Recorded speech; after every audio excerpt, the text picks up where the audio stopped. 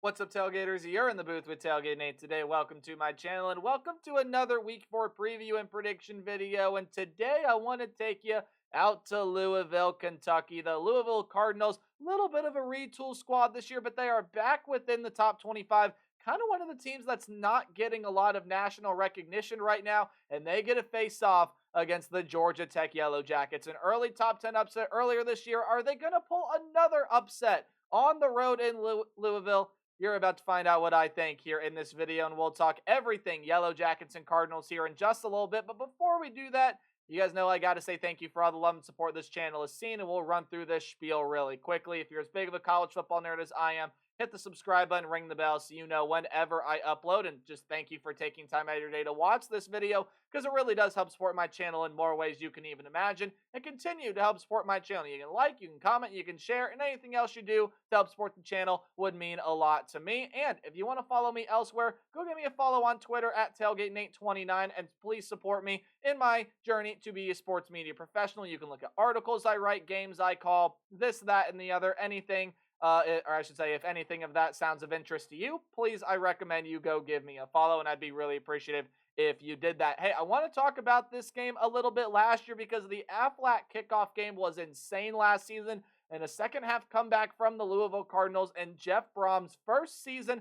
sparked what ended up being a really good season for Louisville and still a successful season but for Georgia Tech. But Georgia Tech's going to be looking to get some revenge, while Louisville is going to look to, hey, to prove that, hey, we deserve some national recognition. Pay attention to us. We're still a pretty darn good football team. How do we do preview predictions here on the channel? Well, we're first going to go through keys to the game when we're going to go through keys to the game when each team possesses the football. So we will first look at what happens when the Yellow Jacket offense faces off against the Cardinal defense, and then we'll flip it. Look at Louisville's offense versus Tech's defense. At the end of the video, I'll give you my final thoughts, how I think the game is going to play out, a final score prediction, and I'll tell you who I think is going to win this one from Louisville, Kentucky, and it should be a good one. Louisville in the top 25 poll. Georgia Tech, if they win this one, probably will find their way back into the top 25 poll. Let's take a look at what happens when Georgia Tech possesses the football. Now, you've seen Georgia Tech play a ton of football already this season. They have already played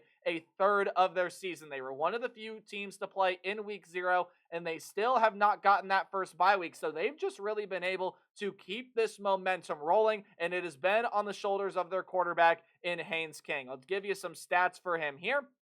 962 yards, 6 touchdowns, and only 1 interception from last season. You heard me talk about it when I talked about Georgia Tech entering this year. If Haynes King can clean up the interception issues, well, you kind of figured this Georgia Tech offense was going to start to take off, and it really has. It has a lot of really good running backs back there, most notably in Jamal Haynes. We also know Haynes King can get outside of the pocket and run. Both of those guys over 150 yards rushing.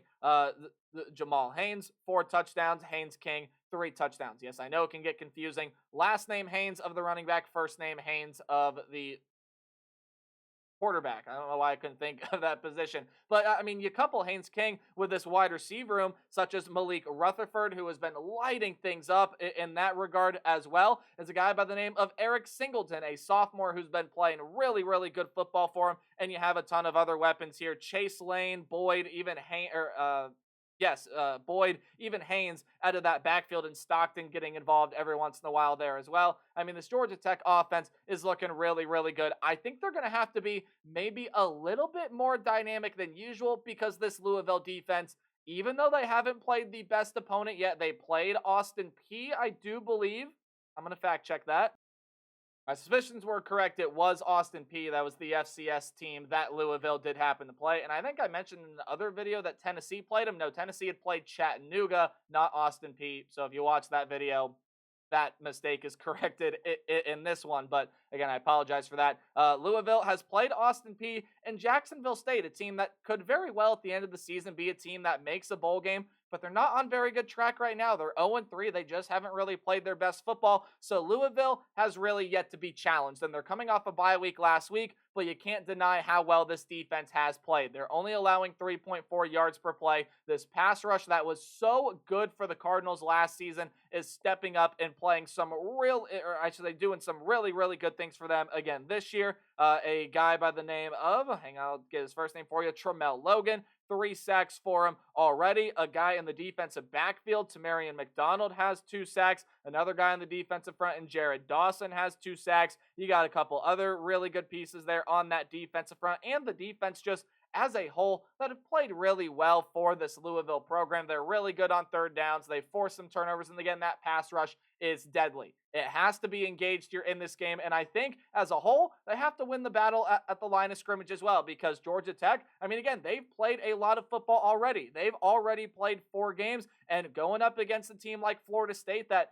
coming into the year we thought was going to have a really good pass rush, again, turning out that Florida State's got a lot of other issues to figure out, but then even going against the Syracuse team that I think has some good pass rushing weapons as well, and throughout 4 games, Georgia Tech is one of the very few teams in the nation that is not allowed a sack yet this season. If Louisville is going to want to win this game and they want to slow down this Georgia Tech offense that we know can move the football right, Haynes King is playing well. They have a ton of weapons that you've heard me mention and say all that before. The pass rush has got to get going. It's got to get back. It's got to find Haynes King. And when you get that pass rush engaged, it gives you a little more confidence in the run defense as well to be able to get the swim moves and get the whatever else you want to say engaged, and it helps slow down this running game as well, led by Jamal Haynes, that for the most part can be really, really dynamic for this Yellow Jacket team. But I have a little bit of a prediction here that I actually am going to fix some spelling of. There you go, I fixed it for you. I don't think that turnovers are going to play much of an issue here in this game. I think what will, though, is that clock and controlling the pace. You see Georgia Tech has only averaged around 27 minutes of offense per game. And Louisville, again, granted, they haven't played the best opponents, but their defense is getting off the field. They're forcing stops, and they're forcing them early. I want to take you back to that Georgia Tech and Syracuse game, because Syracuse held the ball for almost 37 minutes. And Georgia Tech, what they were able to do really well in that game against Florida State was really be able to drive Florida State off the field. But again, they didn't control the clock. Florida State outpossessed the Georgia Tech Yellow Jackets in that game. Georgia Tech was still able to win. Big reason they didn't win against Syracuse. Yes, they had a couple of scores there at the end, but they didn't possess the football for as long as they wanted to. If Georgia Tech wants to win this game, they got to control the clock, they got to control the pace, and they got to keep this Louisville defense on their heels. Now let's move on over to the Louisville offensive side of things. And again, I know it is all about the who have they played conversation, right?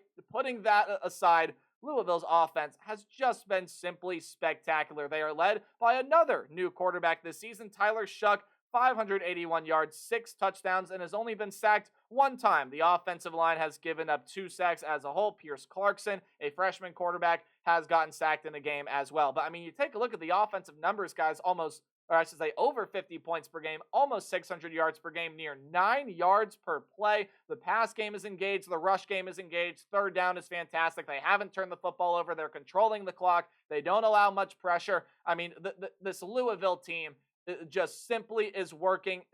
Everything so far is working for them on the offensive end, and pairing with Tyler Shuck, again, a whole new group of running backs this season. Isaac Brown, as a freshman, has really proved his worth. Duke Watson, again, another freshman, has been running really well. Kejuan Brown, you want to take a guess? Another freshman. And then Maurice Turner there makes for a 4-headed monster in that backfield. I mean, just guys that are running really well for him. All of those guys that I just mentioned have at least 10 yards per carry. And you take a look at this wide receiver room here. Ja'Cory Brooks, the Alabama transfer, 13 catches, 172 yards, and 1 touchdown. Again, they've been able to get a ton of pieces involved just because they haven't played the best competition and they've blown out their competition so far. But when the run game is working for Louisville, which again it has throughout both games so far this season, Tyler Shuck can really let this thing air it out, and he can be electric. He has not thrown an interception yet this year, which I think was the big concern with Shuck coming into this season, was okay, is he going to be able to get the accuracy issues figured out? Is he going to be able to limit his picks? So far, he's been able to do so. And again, another big reason why I just don't think turnovers are going to be a huge point of emphasis here in this game, really, for either team. Yes, Georgia Tech has forced some turnovers, but I don't think Louisville's going to turn the football over. I don't think Georgia Tech is going to turn the football over. I think this is just going to be a good, hard-nosed game, and it really is going to come down to whichever defense makes the stops. I'm leaning into my prediction a little bit here. But again, when the run game is working for Louisville, Tyler Shuck can really air that thing out, and he has proven so far this season, again, only throughout 2 games, he is a really good quarterback. And again, we have a much larger sample size for Georgia Tech here. That defensive front is really, really good, especially that defensive front six, front seven, whatever style of defense they're playing is really, really good. Under 100 rushing yards per game, and they face some teams with good running backs. Again, Florida State, even throughout all their struggles, you can't deny they have a lot of really good talent there in that backfield. Syracuse, they do have some really darn good talent there in that backfield. And Georgia Tech has really been able to stuff it. They have been able to silence the run game for the most part against Syracuse and LaQuint Allen. I was trying to think of his name earlier, which is why there was the pause. They really were able to get things going there. That's a big key for Louisville. You got to be able to get that going. But again, for Georgia Tech, you have to be sharp. You can't let this Louisville offense beat you. It's balanced, and it's really, really good. And again, I told you that turnovers, I don't think you're going to play a big part here in this game, but force mistakes otherwise. Be able to get your pressure in there and force some tackles for loss. Force the offensive line to miss an assignment, and maybe Tyler Shuck hits the turf a time or two, maybe even 3 or 4. I know Tech fans would love that here in this game. Get your pressure engaged. Force the mistakes from Louisville. Again, if you can force a turnover, you're absolutely going to take it. I just personally don't think they're going to come into play here within this game. But guys, my biggest question here, are we going to get another thrilling game here? We got one last year in the Chick-fil-A kickoff. Again, it was an epic comeback from Louisville that helped spark a really good season. Do we get another thrilling matchup here? Well, I'm about to tell you in just a little bit. Here is all the information you need, where you can watch, what time it is, and all lines and odds are as of recording this video. I do think Louisville is going to win this game. Again, I just think they have a little bit too many weapons, and playing at home for them, I think is definitely going to give them a big advantage here. But what I will say is if you are counting out Georgia Tech in this matchup and you're looking at Georgia Tech and you're saying, well, I don't really think they have much of a shot to go on the road and beat the Louisville Cardinals, I think you would be mistaken, because I think if Haynes King has a really, really good game, if Jamal Haynes is going to be running as well as he does, if the wide receiver room is going to be working, and again, if the key there that I just mentioned, if Georgia Tech's going to be able to force those turnovers, create pressure, create blitzes, and all sorts of havoc in that Louisville backfield, Georgia Tech is absolutely good enough to win this game, and they are by far and away the biggest test that Louisville is going to have faced so far this season. Why shouldn't Georgia Tech feel confident they can go on the road here and win this game? But again, I'll flash up my score prediction now. I just think Louisville is a little bit too talented, and I do think this team is legit. For, again, the who have you played conversation, which personally I just can't stand. I can't stand it. Louisville is a really, really good team, and they're going to prove it here. Georgia Tech is also a really good team. They're going to more so prove that in this one as well. I think these are two really good teams that are going to go battle at it. I just think Louisville has a little bit more. Playing in front of their home crowd is going to do a little bit more for them, and that's why I see the Cardinals coming out with a win in this one. I don't think turnovers, again, as I've said many times throughout this video, are going to play a huge impact, but I do think Louisville's offense will get that one extra score. Their defense will make that one extra stop, and they will be able to come out victorious over the Georgia Tech Yellow Jackets. It's going to be a fun one from Louisville, Kentucky, though, and I want to know everything that you guys think about this game in the comment section down below. Remember to play hard but tailgate harder, and I'll see all you guys in the next video. 34-30 win for the Cardinals in this one. Goodbye.